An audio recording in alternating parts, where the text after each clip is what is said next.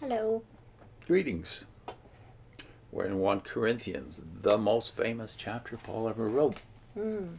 1 Corinthians 13, the way of love. It's only 13 verses. Compare that with some of his chapters, both before and after this. And he spends a lot more space on controversy and on mess Yeah. in Corinth, but this is the one people all remember. And sometimes they don't even know it was Paul who said these glorious things. And I don't think you generally think about where it is in Corinthians, sandwiched between controversies and Yeah, difficulties. it's about different disagreements and even Mm-hmm. strong disagreements. I mean, Mm-hmm. it's disagreements with Paul himself, Mm-hmm. where you realize where this is inserted and why it's inserted in this particular epistle, which is mostly about controversy, and as is 2 Corinthians, it's about difficulties they're having, mess that's happening in Corinth, where Yeah. you have all these new Christians. Mm-hmm. And when you realize the context, you realize how significant this is for what we're talking about most of the time, which is Jehovah's Witnesses and other cults and the mess they have or create, Mm-hmm. and the importance of this, therefore. So let's read it from the New World Translation first, and then get some extra insights, we hope, from the ESV. If I speak in the tongues of men and of angels, but do not have love, I have become a clanging gong or a clashing cymbal. And if I have the gift of prophecy and understand all the sacred secrets and all knowledge, and if I have all the faith so as to move mountains, but do not have love, I am nothing. And if I give all my belongings to feed others, and if I hand over my body so that I may boast, but do not have love, I do not benefit at all. Love is patient and kind. Love is not jealous. It does not brag, does not get puffed up, does not behave indecently, does not look for its own interest, does not become provoked. It does not keep account of the injury. It does not rejoice over unrighteousness, but rejoices with the truth. It bears all things, believes all things, hopes all things, endures all things. Love never fails. But if there are gifts of prophecy, they will be done away with. If there are tongues, they will cease. If there is knowledge, it will be done away with. For we have partial knowledge, and we prophesy partially.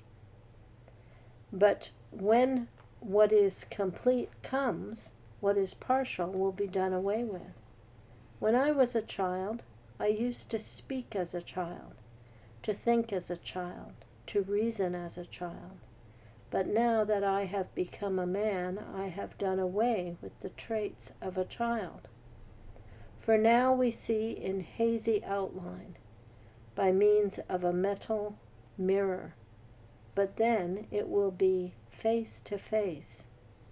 At present, I know partially, but then I will know accurately, just as I am accurately known. Now, however, these three remain: faith, hope, love, but the greatest of these is love. It's not drastically different in there, is it? Yeah, I don't like verse 12. In there, it's like they make it all about data almost instead of Knowledge, yeah.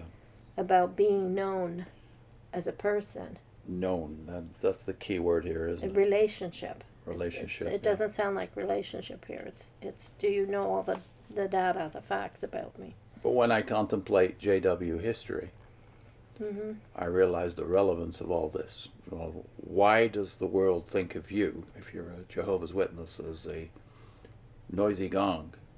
Or as the ESV says, a noisy gong or a clanging cymbal. Mm. What's it saying there again? It was a clanging gong or a clashing cymbal. Why does the world see you that way? And you see yourselves as speaking the truth and only the truth. Mm. But the world has seen your version of verse 2. what have you been claiming since the beginning? If you're a Jehovah's Witness, you've been claiming unique prophetic powers. The ESV says in verse 2, if I have prophetic powers and understand all mysteries and all knowledge, you call your religion the truth. You say, when did you find the truth? When did you get the truth? And you assume you have all the answers. And you've always claimed that you know more about prophecy than everybody else. You've even called your book on Revelation and Ezekiel the finished mystery. This was 108 years ago now in 2025. Your absolute claims are the reason the world sees you as a clanging cymbal. That you make a lot of noise, but none of it even makes sense to you because you keep changing your opinions and your interpretations even of the books you claim to know better than everybody else. So in verse 4 and 5, when it's describing love, it does not brag. I'd have to say the Watchtower brags. They don't have a reason to brag, but they brag about, how much literature they put out, that they do this and others don't, and they spend a lot of time puffed up and arrogant about themselves. Talking about their uniqueness. Talking down about other people and keeping account of every failure they've ever made through the centuries. Verse 4 in the ESV says, it is not arrogant. You have brag, right? It is not arrogant. Love is not arrogant. Or rude. Now, I knew a lot of rude witnesses in my day. I hoped I wasn't one of them, but I do remember witnesses who were so rude at the door that they got the door slammed, and then, of course, they're being persecuted, right? I think the longer you're a witness, the harder, in some ways, the harder you become, the more callous you are to the impression you're making on other people. And it might not be intentional, but a lot of times it comes across as very rude. And then you have in verse 7, of course, love bears all things, believes all things, hopes all things, endures all things. That's pretty much the same in the New World Translation. But does the love that you think you have, and you're unique again, and you're bragging that you are the only people on earth who have the love of God because you don't go to war, etc. Love bears all things, believes all things, hopes all things, and endures all things. Is that the way love works among Jehovah's Witnesses? When your life takes a turn where there's either tragedy or just troubles, problems, I think that's when it becomes evident whether or not you really have loving relations with other people. But I would have to say, at my crisis point, when you weren't going to the meetings and I was going on my own, there wasn't a demonstration of love towards me. People tried to stay away from me. They viewed you as a danger, even though you were not a doubter. A possible contaminant, and I was, I guess I was close to tears all the time. I probably wasn't great company, but I'm in a crisis. I was expecting that, because I always felt loved when I was a witness. I had always felt loved. Felt I was in the center of things. I was doing what I was supposed to. I was pioneering. I was married to an elder. I was doing my best. At that time, I think I felt love. But when the test came, that evaporated, and because I wasn't able to do, I was emotional wreck. I didn't feel loved then. I think of words now of another apostle. The apostle John says in 1 John, perfect love thrusts or throws fear outside. When you are going through a crisis like you went through at that point, and you're going alone to the Kingdom Hall and sitting alone at the Kingdom Hall because people are kind of afraid of you, even though you haven't exhibited any doubts yet. No. When you see that, you realize the love is illusional. It's conditional love. It's contractual love. We will pay you as long as you are one of us. Yeah. It's not the love of God. Agape love is God loves when we did not love him. He loved us first, Paul says, and John says too. And I think other people have described if they have shortcomings and they fall into sin, they're afraid to tell anyone. Yeah. Because you know, they're even afraid to go and tell the elders because they think that might mean I'm going to be kicked out, or, you know, so fear is a big part of your life if you're a witness. It controls.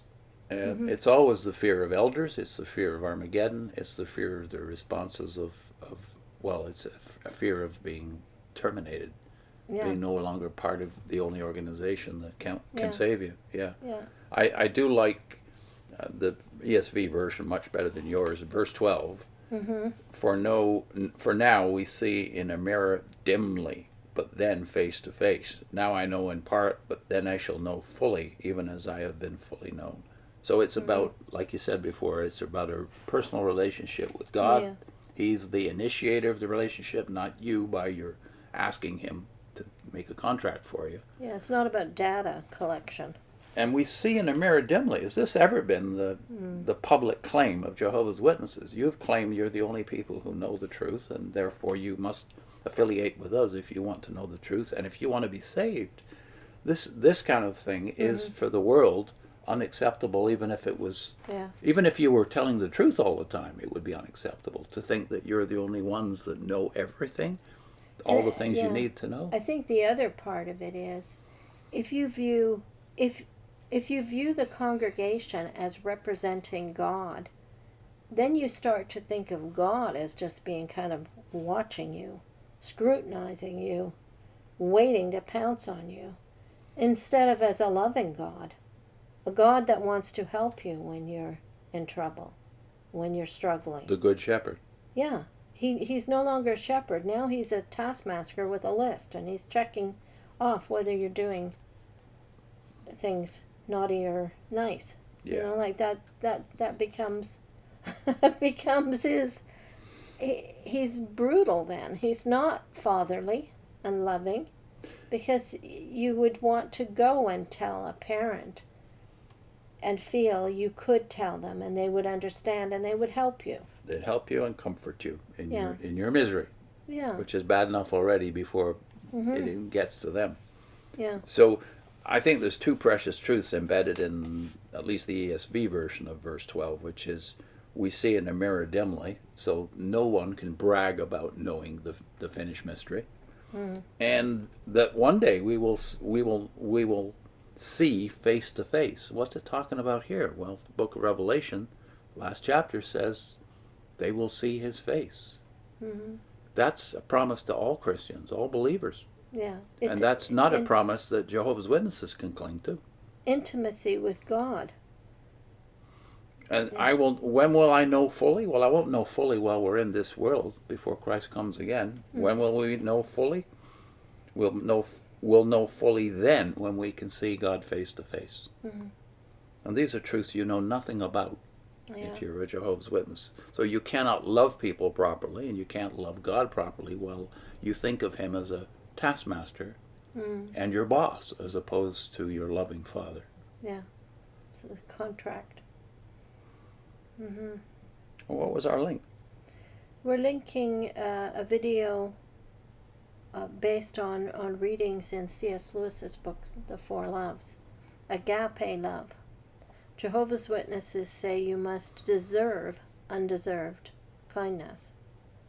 God of Christians loves freely. And we'll put the Lewis playlist on. See you next time. Bye.